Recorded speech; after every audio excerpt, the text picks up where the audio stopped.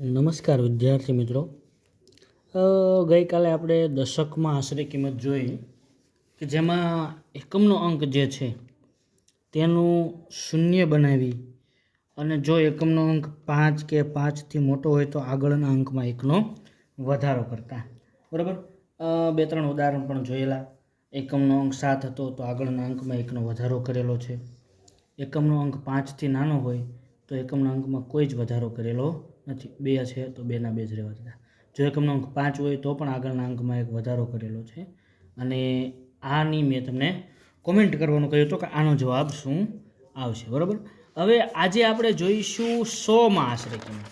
આજે આપણે જોવાની છે 100માં આશરે કિંમત. તો 100માં આશરે કિંમતમાં શું હોય, બરાબર, એની સંકલ્પના, એનો અર્થ કઈ રીતના કરશું તે આપણે જોઈશું. તો 100માં જ્યારે આશરે કિંમત લખવાની થાય, તો 100માં જ્યારે આશરે કિંમત લખવી હોય, બરાબર, ત્યારે એકમ અને દશકના અંકથી બનતી સંખ્યા 50 કે 50થી મોટી હોય તો આગળ.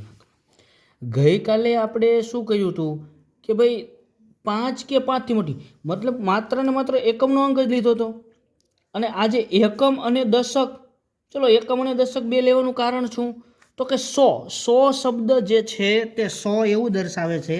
100 એટલે એકડો ને 2 મીંડા, એટલે 2 શૂન્ય હોવા જોઈએ. તો 2 શૂન્ય એટલે 2 અંક, 2 અંકથી બનતી સંખ્યા, એકમ અને દશકથી બનતી સંખ્યા. હવે સરખામણી કરવાની છે 50 સાથે. 50 કે 50થી મોટી હોય તો આગળના અંકમાં વધારો કરવાનો, બાકી વધારો કરવાનો હોય નહીં. બાકી જે છે એમ નામ રહેવા દેવું જોઈએ. બરાબર. ચલો એક ઉદાહરણ છે, જોઈએ. 35,266 છે. બરાબર. તો અહીંયા એકમ અને દશક બંનેથી કઈ સંખ્યા બને છે? 67. અને જે 50થી મોટી છે, 50થી મોટી છે. બરાબર. હવે આ બે જે સંખ્યા, આ બે અંક આપેલા છે એના તો બેના શૂન્ય થઈ જશે, કારણ કે 100માં 2 શૂન્ય આવે તો જ નજીકના 100માં ગણાય, તો જ આશરે 100માં ગણાય. તો એ બે તો શૂન્ય થઈ જાય, પણ એ બે સંખ્યા 50થી મોટી હતી એના લીધે આ બેને કેટલા બનાવી જશે? 3.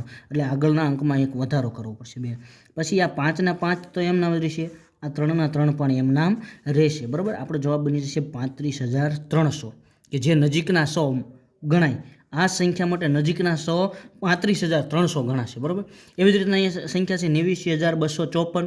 તો 54 જે સંખ્યા બની, એકમ અને દશકથી 54 સંખ્યા બની. હવે 54ના તો 2 શૂન્ય થઈ ગયા, 54ના 2 થઈ ગયા શૂન્ય.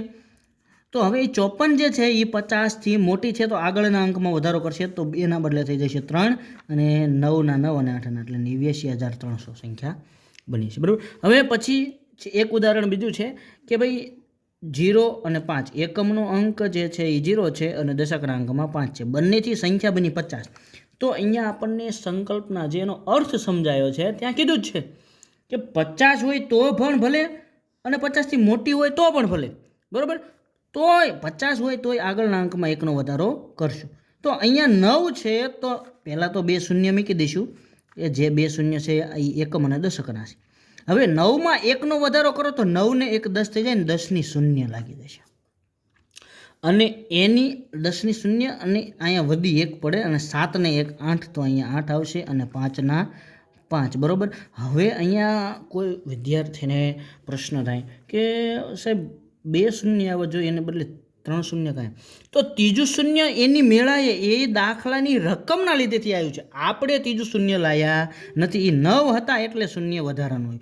9માં એકનો વધારો કરો તો 10 થઈ જાય, 10ની શૂન્ય, અને આગળના અંકમાં એક વધી પડે, અને વધી આ 7ને કાઢશે, તો આનો જવાબ આવશે 58,000. મતલબ આ જે સંખ્યા 57,950 છે તેની નજીકમાં કયો 100 આવશે? તો 58,000, કે જે 1000 પણ ગણાશે અને 100 પણ ગણાશે. બરાબર. ચલો મિત્રો, અહીંયા એક સંખ્યા લખું છું કે જેનો તમે કોમેન્ટમાં જવાબ આપજો. બરાબર. 9,743, કે જેનો તમે 100માં આશરે કિંમત કેટલી થાય તેનો કોમેન્ટમાં જવાબ આપજો. બરાબર. અને જો મિત્રો તમને આ વિડીયોમાંથી કંઈક નવું શીખવા મળ્યું હોય, ગણિત વિશે શીખવા મળ્યું હોય, તો તમારા ગણિત શીખતા મિત્રો સુધી આ વિડીયોને શેર કરો અને અમારી ચેનલને સબસ્ક્રાઈબ કરો.